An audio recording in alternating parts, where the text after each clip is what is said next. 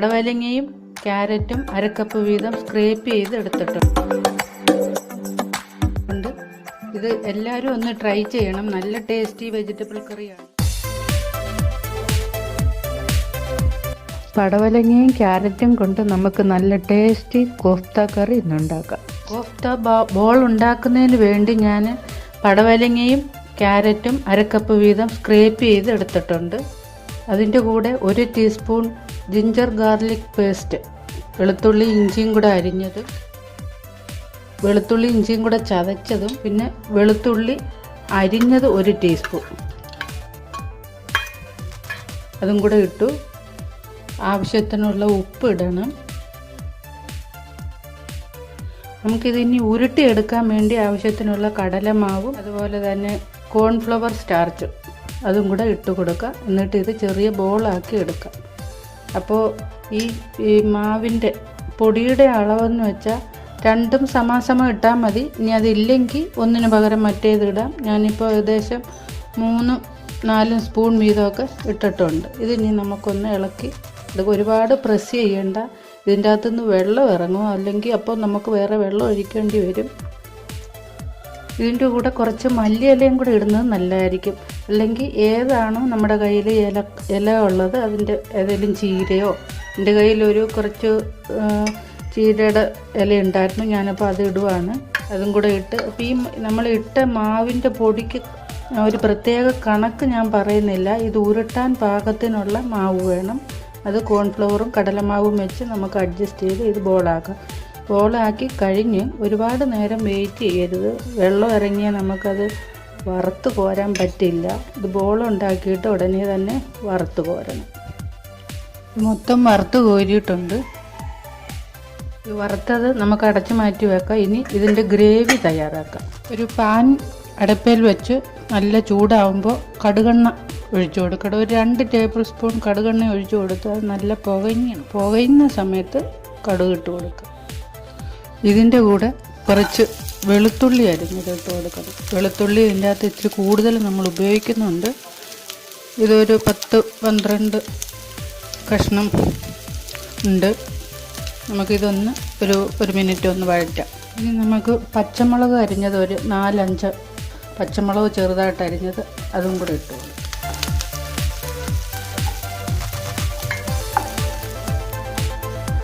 പച്ചമുളക് ഇട്ട് ഒന്ന് വഴന്ന് വരുമ്പോഴത്തേക്ക് നമുക്കിനി ഏകദേശം 1 കപ്പോളം സവാള ചെറുതായിട്ട് അരിഞ്ഞതും കൂടെ ഇട്ട് കൊടുത്തൊന്ന് സവാള നല്ലതായിട്ട് ഒന്ന് കിടന്ന് മൂക്കട്ടെ. മൂക്കെന്ന് വെച്ചാൽ ഒന്ന് ക്രിസ്പാവട്ട, നല്ലപോലെ ഒന്ന് വെന്ത് വരട്ടെ.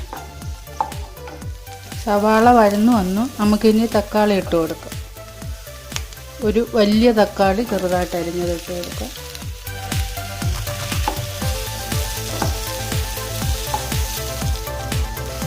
ഇതെല്ലാം ഞാൻ ഹൈ ഫ്ലെയിമിലിട്ടാണ് ചെയ്യുന്നത്. ഇതിൻ്റെ കൂടെ തന്നെ ഇനി ഒരു ക്യാപ്സിക്കം ഏകദേശം പകുതി മുക്കാൽ, ഇതൊരു അരക്കപ്പി കൂടുതലുണ്ട്, അതും കൂടെ ഇട്ട് കൊടുക്കുകയാണ്. ഇതൊന്ന് പകുതി വേഗമാവുന്നവരെ നമുക്കൊന്ന് വഴറ്റാം. ഇനി നമുക്ക് 1 ടീസ്പൂൺ ഉപ്പ് ഇട്ട് കൊടുക്കണം.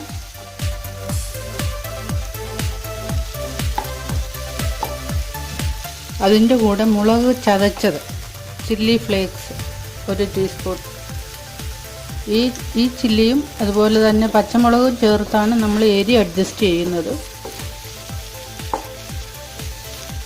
ഇനി മല്ലിപ്പൊടി 1 സ്പൂൺ ഇട്ട് കൊടുത്തു. ഒരു 1.5 സ്പൂൺ ഇട്ടു മല്ലിപ്പൊടി.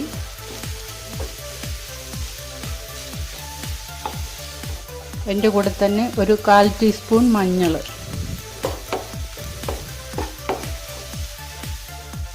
ഇതിൻ്റെ കൂടെ 1 ടീസ്പൂൺ സോയ സോസും കൂടെ ഇട്ട് കൊടുത്ത് നമുക്ക് നല്ലപോലെ ഒന്ന് മിക്സ് ചെയ്യാം.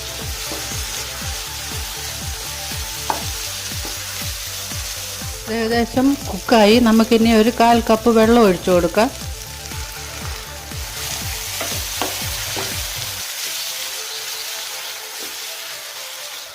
ഇതൊന്ന് തിളയ്ക്കുന്നത് വരെ വെയിറ്റ് ചെയ്യാം. ഇത് ഏകദേശം കുക്കായി. നമുക്കിനി കോൺഫ്ലവർ ചേർത്ത് വെള്ളം ഒരു ടേബിൾ സ്പൂൺ കോൺഫ്ലവർ ചേർത്ത് കലക്കി കുറച്ച് വെള്ളം ഒഴിച്ചു കൊടുക്കുക. ഇതൊന്ന് കട്ടിയായി വരണം. എന്നിട്ട് നമുക്കിനി ആവശ്യത്തിന് വെള്ളവും കൂടെ ചേർത്ത് അടച്ചു വെച്ച് വേവിച്ചെടുക്കണം. ഗ്രേവി നല്ല തിക്കനായിട്ടുണ്ട്, ആവശ്യത്തിന് കട്ടിയായി. നമുക്കിപ്പോൾ ഈ സമയത്ത് ഉപ്പും എരിയൊക്കെ എരി നമ്മൾ മുളക് ചതച്ചിട്ടു, പച്ചമുളകും ചേർത്തു, അത്രയേ ഉള്ളൂ. പക്ഷേ ഇനിയിപ്പോൾ നമുക്ക് എരി വേണമെങ്കിൽ മുളക് പൊടിയേ ഉള്ളൂ രക്ഷ. പക്ഷേ നല്ല എരി കാണും, കാരണം പച്ചമുളക് നമ്മൾ അത്ര ഇട്ടല്ലോ, അതുകൊണ്ടാണ് അത്രയും പച്ചമുളക് അപ്പോഴും ഇട്ടത്. ഇനി നമുക്ക് മല്ലിയില ഇടണം. നമ്മൾ വറുത്ത് വെച്ച കോഫ്തയും ഇതിൻ്റെ കൂടെ ഇട്ട് നമുക്കൊന്ന് തിളപ്പിച്ചെടുക്കണം.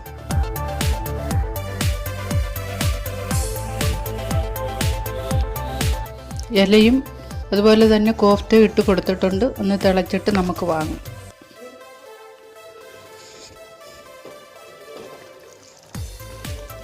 നമുക്കിനി കറി മാറ്റാം, പാത്രത്തിലോട്ട് മാറ്റാം. നമ്മുടെ കോഫ്ത കറി റെഡി ആയിട്ടുണ്ട്.